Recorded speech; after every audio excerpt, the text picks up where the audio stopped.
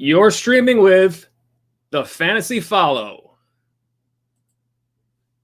Welcome to TFF Live and week one of fantasy football, the best time of the year. We're so happy to be back.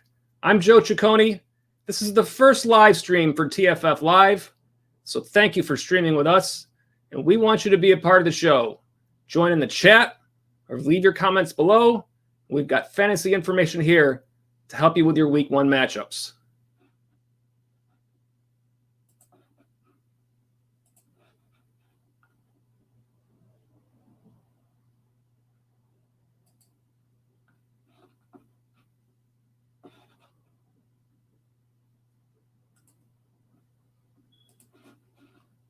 Let's take a look at the Backfield Breakdown. We're going to take a look at some of the important week one running back situations to watch. These are going to be teams that have more than one potential player that could have fantasy impact. Where better to start than the Baltimore Ravens, the team that led the league in rushing last year, led by Mark Ingram with over 1,000 yards rushing, 10 touchdowns on the ground. A great season for him. He was your RB11 overall fantasy-wise for the year.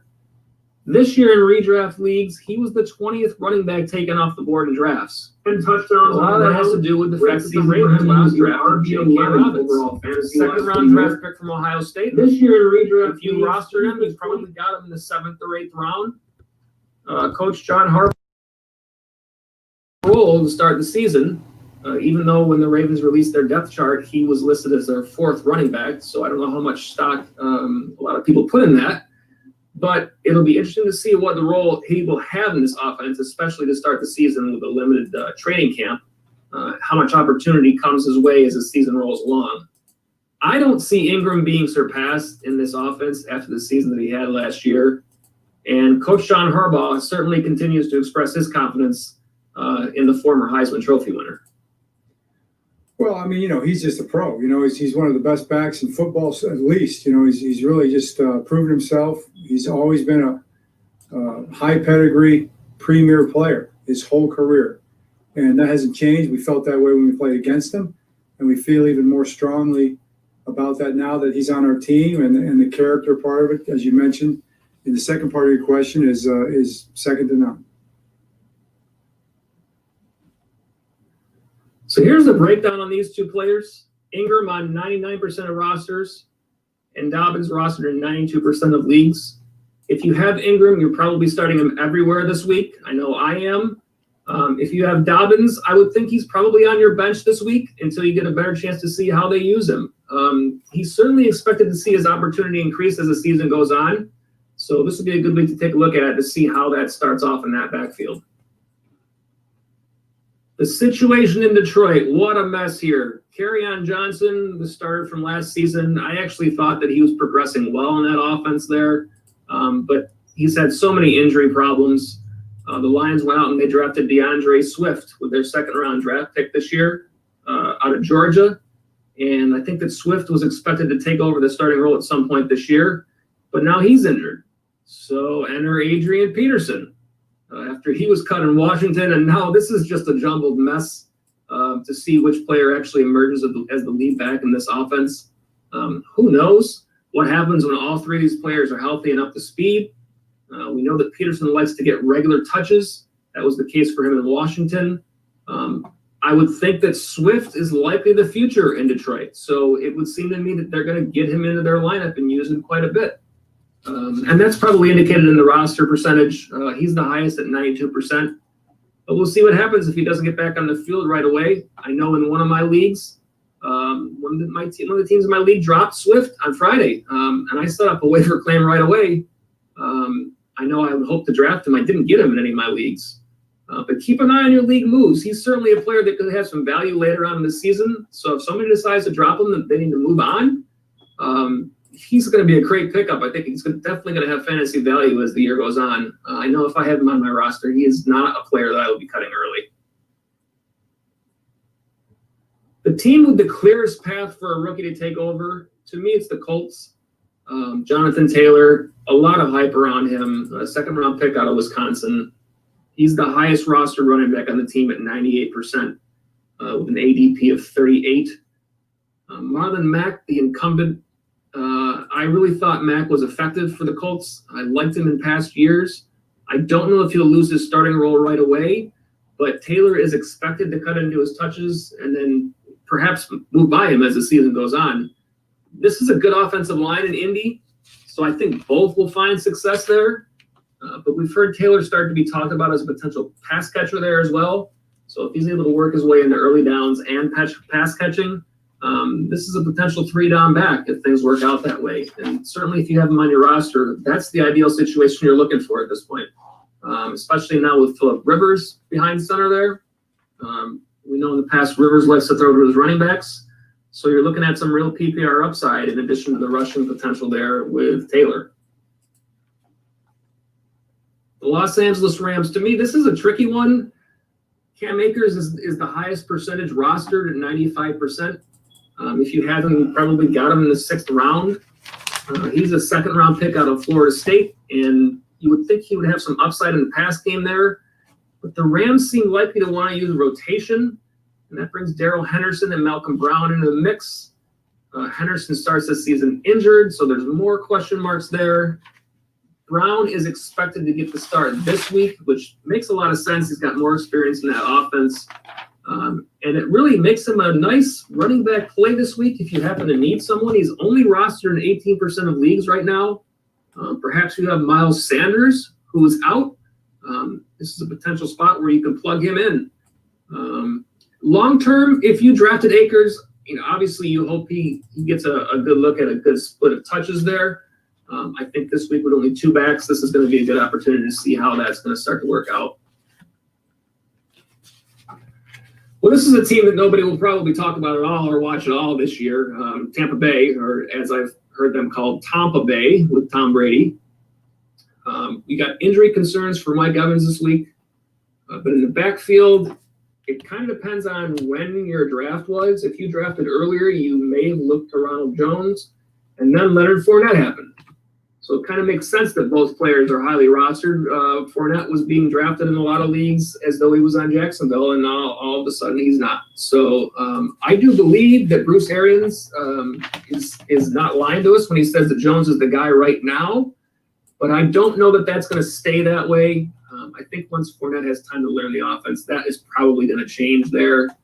And in all reality, this is probably a much better opportunity for Leonard Fournette, certainly than it would have been in Jacksonville this year. I think this is a real great chance for him to become a real asset. Will he work his way into being the better player roster on this team? Probably, I would think so. Will this be a timeshare? Who knows? I could definitely see him getting the bell cow role in Tampa. And I would think that Arians would favor a greater workload for him down the road. Well, here's another mess in Washington. Antonio Gibson, of course, has gotten a lot of the hype. And when Adrian Peterson moved on, that certainly opened the door for him. But you've still got other players in the mix. Bryce Love off of injuries. You got 2 veterans in J.D. McKissick and Peyton Barber. Listen, Gibson's upside is with his expectations as a pass catcher. So if he ends up getting early down touches as well, then this is some real fantasy upside for someone that you really didn't draft all that high in your leagues. And if you look at the percentage, he's really only at 84% right now, which is a little bit low. That means he might be out there in some spots. So pay attention to what happens this week against Philly, and you kind of get a read on where things might go in Washington. The Denver Broncos. Poor Philip Lindsay. He only made the Pro Bowl his first year as an undrafted rookie, and it just has never seemed like Denver wants to turn the spot over to him, even though he seemed like he had the potential. And now in comes Melvin Gordon. Just 2 years ago, the fantasy RB8. Then he had the holdout last year in Los Angeles. His ADP 35.7 this year. I was skeptical.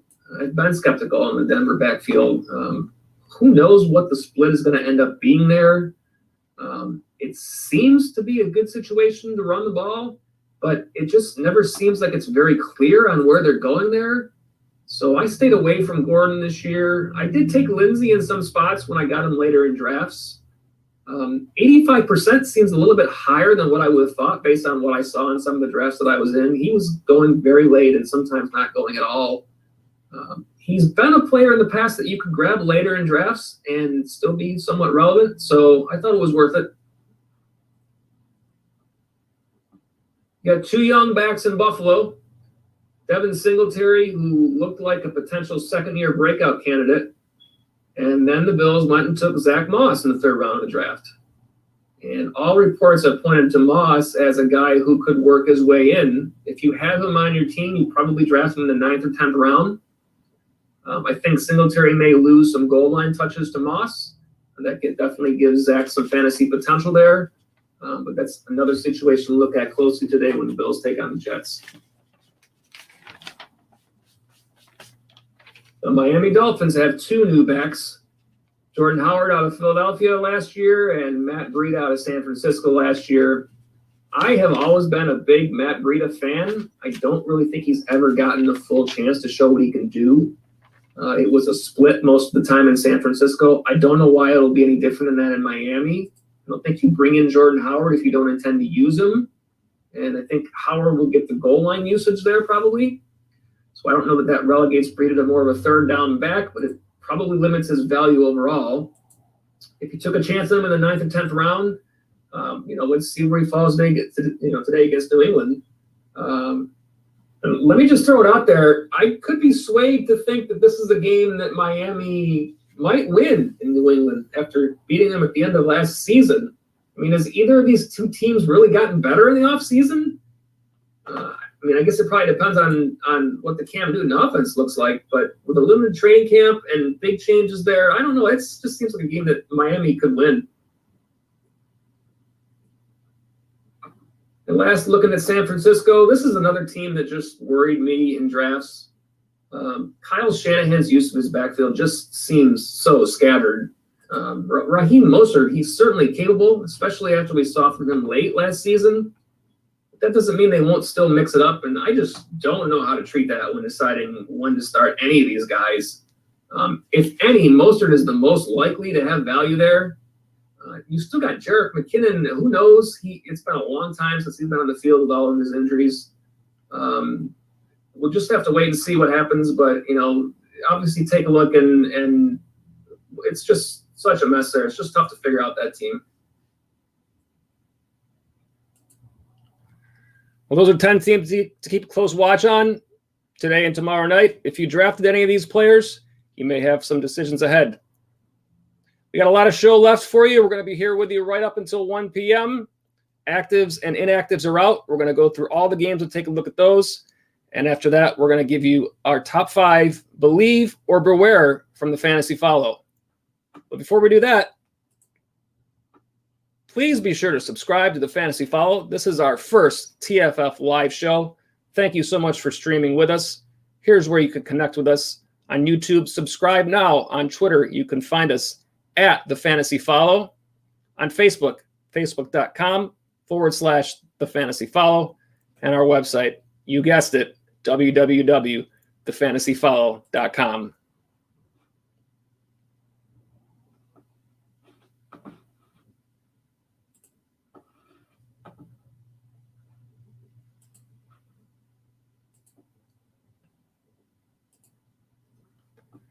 It's time to go through the actives and inactives for today's games. We're going to take a look at all of the 1 p.m. games. There are several players in the later games who are question marks. Mike Evans is a big one who we haven't really heard yet what's happening. But we're taking a look at the 1 p.m. games. We'll go through the entire rundown and see who's in and who's out and who you need to get out of your lineups. Seattle at Atlanta. This is a 1 p.m. start time. Only a couple of names on the list here. Julio Jones was not questionable, but he was on the injury report during the week. He is active. Philip Dorsett is out.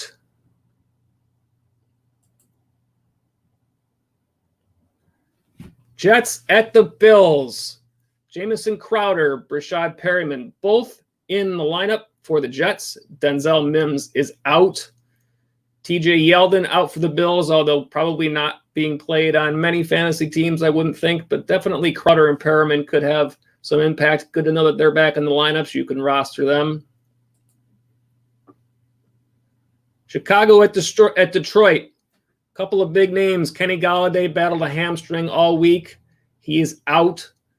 David Montgomery has been struggling with his groin for quite a while. He was injured during the training camp season. He's going to give it a go today. We'll have to see what he can do. Cordero Patterson is also in the lineup, another guy that we thought would be kind of filling in for some of those running back touches from Montgomery. And this is kind of a surprise. DeAndre Swift is going to play. Obviously, he wanted to get back. This is one of the guys we talked about in our running back matchups. So obviously, this is going to be something good to take a look at. It'll be interesting to see whether or not Kerryon Johnson still gets the bulk today or if DeAndre Swift mixes in that game. Green Bay at Minnesota. Nothing to see here. Miami playing at New England. Mike Gesicki, Devontae Parker from Miami were both questionable during the week. They are in. N'Keal Harry for New England is out. An interesting game to say the least, I believe, in New England as Cam Newton makes his first start, and we'll see what that offense looks like. See what Bill Belichick has cooked up. Philadelphia at Washington. Jalen Reagor has made his way back with the shoulder injury. There was word that he was trying to get back into the lineup, and he has. He is active today, as is Corey Clement. The Clement situation might be important because probably the biggest news here is that Miles Sanders is out. So if you have Miles Sanders on your team, make sure and get him out of your lineup today. Also out is Alshon Jeffrey. Didn't really expect him to play. Bryce Love out for Washington, so that kind of whittles away a little bit at the logjam. We'll see what Antonio Gibson does with his first opportunity in this game. Las Vegas at Carolina. Bryan Edwards, the only name to note here that might be fantasy relevant. He is in.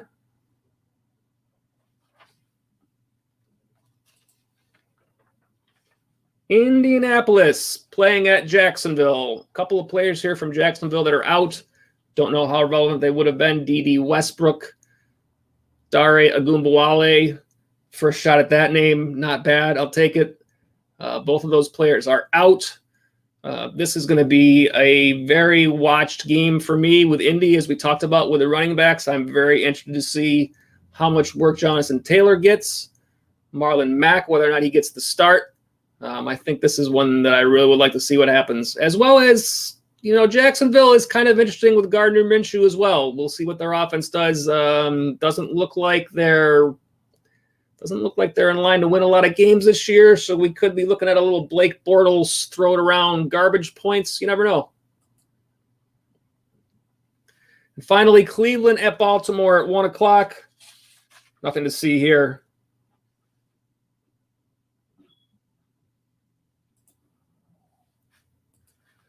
Some of the later games we got to take a look at. We got Los Angeles, the Chargers playing at Cincinnati. We got Tampa Bay at New Orleans, Arizona at San Francisco. The night game tonight is Dallas at the Rams. Tomorrow night we got Pittsburgh and the Giants, and we got Tennessee and Denver. Like we said, the biggest unknown in all those games is Mike Evans. I know that I have him on one of my rosters, and I've been keeping an eye and trying to listen for what's going on there. It's awful tough to start a player or sit a player in this sort of a situation. But we'll see what happens. Alvin Kamara looks like he's back in the fold in New Orleans. It'll be an interesting one there with Tampa Bay. Arizona will be interesting as well. There's a lot of good games to take a look at fantasy wise today to kind of see what the performance is going to be like.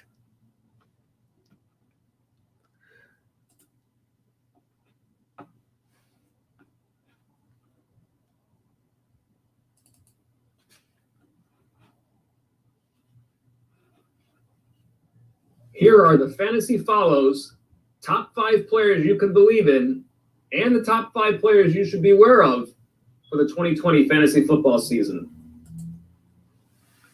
Believe in Tom Brady.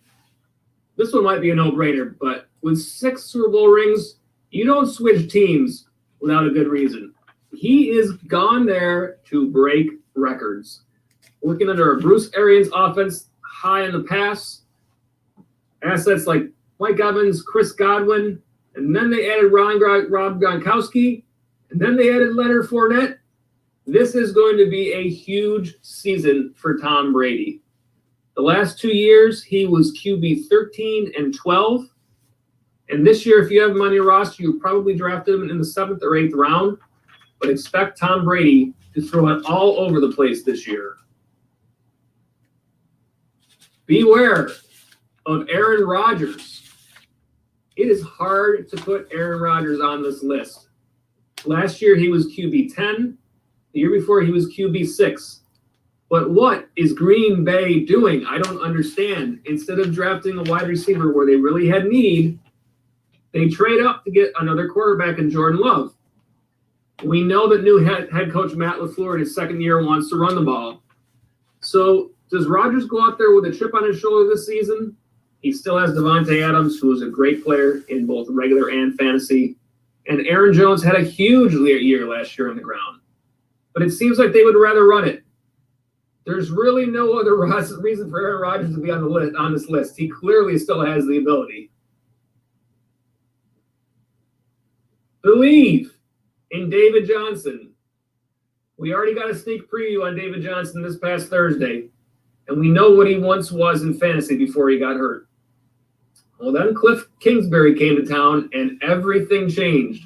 Now David Johnson finds a home in Houston. The last 2 years, the Texans made Carlos Hyde, who was cut by Cleveland, and Lamar Miller look decent and fantasy relevant, both of them. And David Johnson is a much bigger talent than both of those players at this point in their careers. Also, his value in the passing game makes him a PPR asset. There is no more DeAndre Hopkins in Houston. Somebody has to get those targets. So the question is, which of Houston's wide receivers is going to catch balls underneath this year?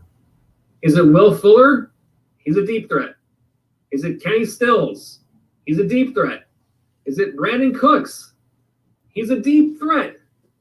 I mean, perhaps Randall Cobb will fill that role to some extent, but the PPR value David Johnson can return is tremendous. And for where you got him in the draft, he could make your season if he ends up returning to form. Beware of Aaron Jones. Remember everything we just said about Aaron Rodgers? We may as well just repeat most of it. What are we doing in Green Bay? 16 rushing touchdowns for Jones last season. And not only has Jamal Williams cut into a lot of his potential in past seasons, but the Packers go out and draft A.J. Dillon in the second round. So congratulations on your season, Mr. Jones. Please meet your replacement. I mean, in reality, how could Jones not be a big part of Green Bay's offense this year?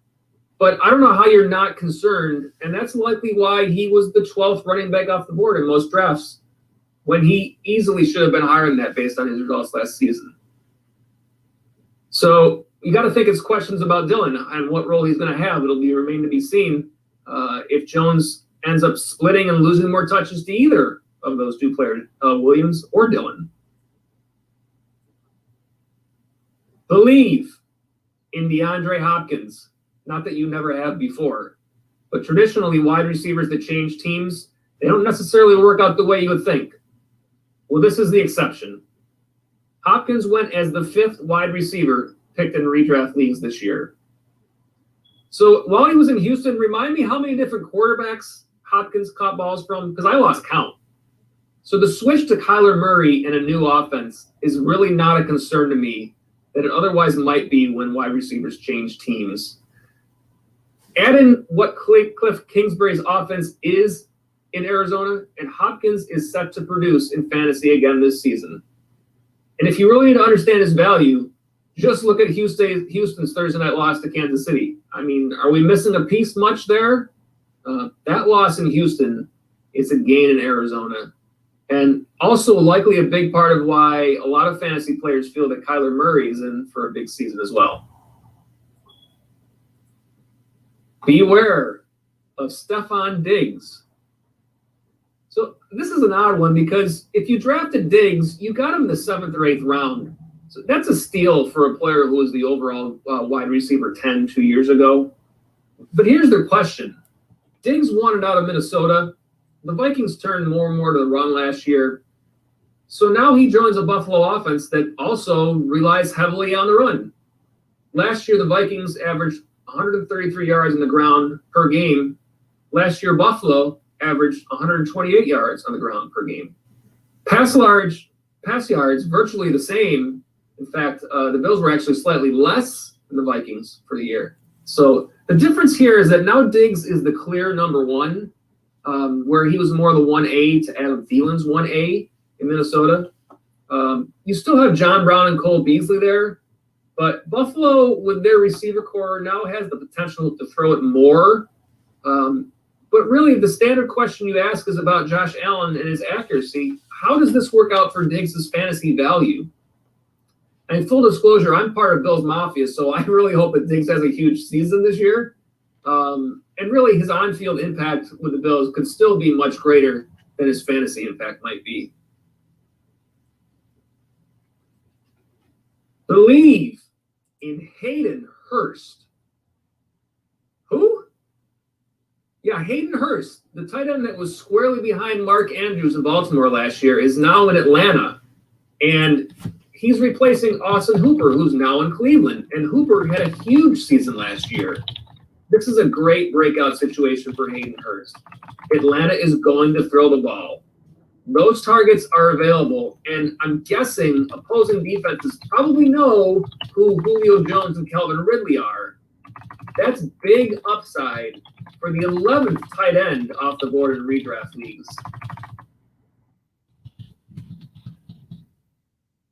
Beware of Rob Gronkowski.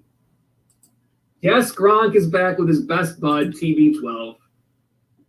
But can you name the last tight end who actually excelled under head coach Bruce Arians? I mean, O.J. Howard all but disappeared from fantasy last season. And it really wasn't that much different than that for Arians in Arizona either. So now you throw Gronk into an offense that still has Howard and Cameron Brate. And oh yeah, he hasn't been on the field since 2018. And in that year, he finished as tight end 11. So a big offensive season overall in Tampa Bay would not surprise me, but there are a lot of mouths to feed there. The number one believe is Mark Ingram. We already talked about Ingram today. In his second season in Baltimore, I see no reason why Ingram won't give you great return on the 4th or 5th round draft pick that you invested in him. And this just does not look like the situation to me where the rookie just gets slotted in. This is an effective back, and in a year with little training camp time for Dobbins to work his way in, expect Mark Ingram and the Baltimore run game to continue right where they left off last season.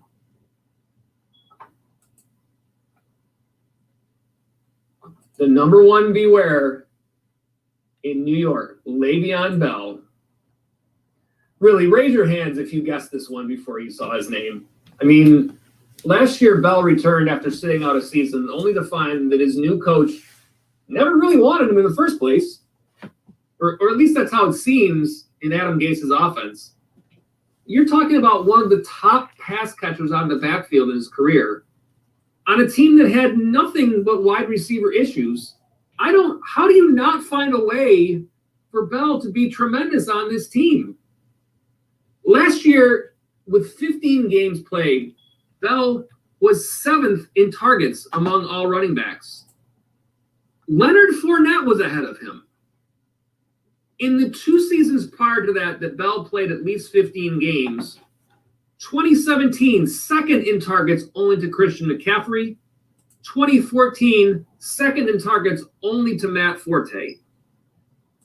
I really don't see anything changing here under Gase. a player can't showcase his skills if not given the opportunity to play to their strengths. And unfortunately, even if those skills are still there for Bell, I think it will be an upset to actually see them used there. So here are your lists. Top 5 believes. Number 5, Tom Brady in Tampa Bay. Number 4, David Johnson in Houston. Number 3, DeAndre Hopkins in Arizona. Number 2, Hayden Hurst in Atlanta. And number 1 in Baltimore, Mark Ingram. And your top 5 beware. Aaron Rodgers and Aaron Jones in Green Bay, 5 and 4 respectively. Stephon Diggs in Buffalo, although I hope Diggs is great. Rob Gronkowski in Tampa. And Le'Veon Bell with the New York Jets. Don't forget, every Sunday we are here with the TFF Live Sunday pregame show from 12 noon up until game time. We'll go through all the information to get you ready for your matchups. Be sure to subscribe, turn on your notifications so you can join us before the start of every show.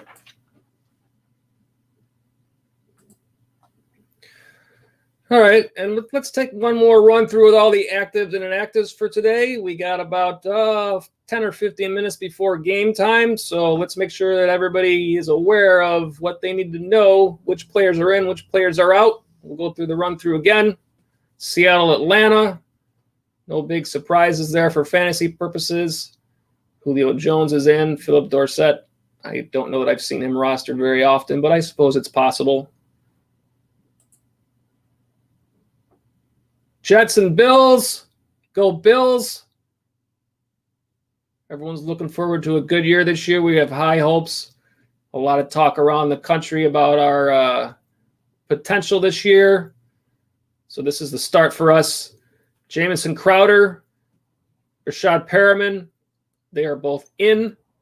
Crowder is a PPR machine. He'll likely get a lot of targets today. We'll see what Le'Veon Bell does.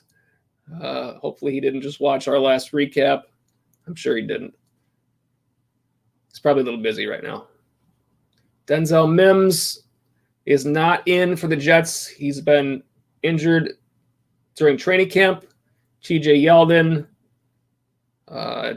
Don't know that I've heard his name at all before this for the Bills. The Bills are pretty much Devin Singletary and Zach Moss in the backfield, so that's going to be one to watch today. I'll probably just be rooting for them. I might not pay too much attention to the fantasy side of that one.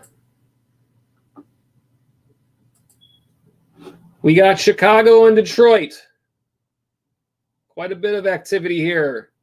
David Montgomery. I have him in one of my lineups today.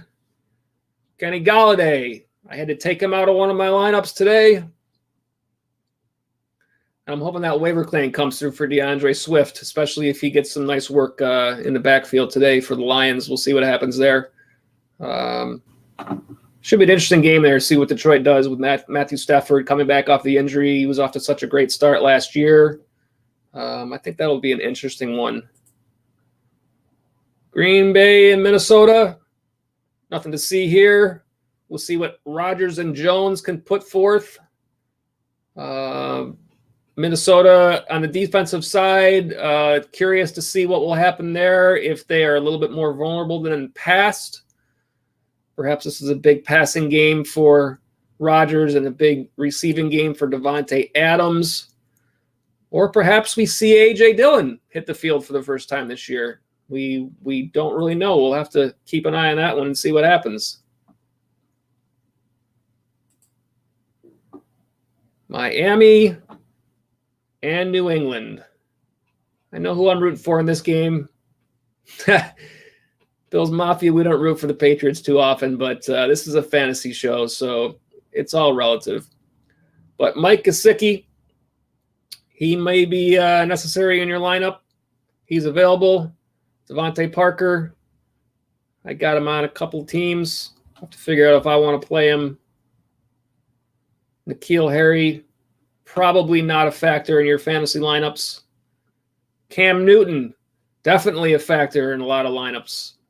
Drafted late, chance for big upside out of Cam if he can return to his prior form. And it'll just be interesting to see what New England does in their new offense.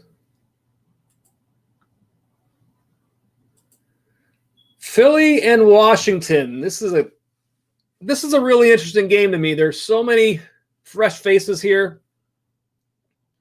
Jalen Reagor, what impact does he have as a receiver? We know Philadelphia was hurting last year in the receiver core. Does Zach Ertz continue to see a lot of volume? I'll be happy to know that because I have him on a couple of teams. Miles Sanders is out.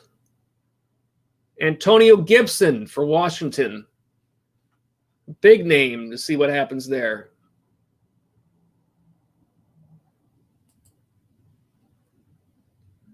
Las Vegas and Carolina. This is another interesting one. Obviously, Christian McCaffrey, most every team that drafted first is counting on him for another huge year this year. But on the Vegas side, it's a lot of rookies. They have a very young team. We'll see what Josh Jacobs has in his second year. Henry Ruggs, their new receiver. Will Darren Waller continue to put up tight end points? Interesting game here. Indianapolis at Jacksonville. Possibly less of an interesting game from a score standpoint. I don't know that Jacksonville will be in this one. But from a fantasy standpoint, it's Jonathan Taylor in the backfield for Indy. What's his workload? Does Marlon Mack still have a role? Does Nyheim Hines get involved? Who does Jacksonville have in their backfield now that Fournette is gone? And finally, Cleveland and Baltimore. Nothing on the lineup here, but a lot of fantasy implications in this game. A couple of star-studded teams. Lamar Jackson, obviously. Mark Andrews. Marquise Brown back healthy. Odell Beckham back healthy. You never know what you're going to get with Cleveland, but we'll keep an eye on it. All right, we're about around 5 minutes to game time here. It's time to get your final lineup set. Make sure you're ready for your week 1 matchup. We hope your drafts went well. We hope you're ready for the season. Can't wait. It's going to be a great day of football. A lot of games on tap. 2 Monday night games tomorrow. A lot of interesting fantasy storylines to follow, and we'll be watching them with you. Don't forget, we're here every Sunday at 12 noon with the TFF Live Sunday pregame show, helping you get ready for your weekly league matchups, bringing you fantasy information that can help you with your lineups. And connect with us, the Fantasy Follow. Subscribe now on YouTube, on Twitter. It's at the Fantasy Follow. That's TheFNTSYFOLLOW.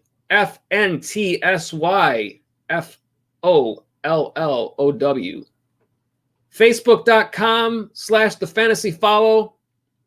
Check out our website, thefantasyfollow.com. We thank you for streaming with us. Good luck in fantasy. Have a great week 1. Enjoy the games. We'll see you next Sunday.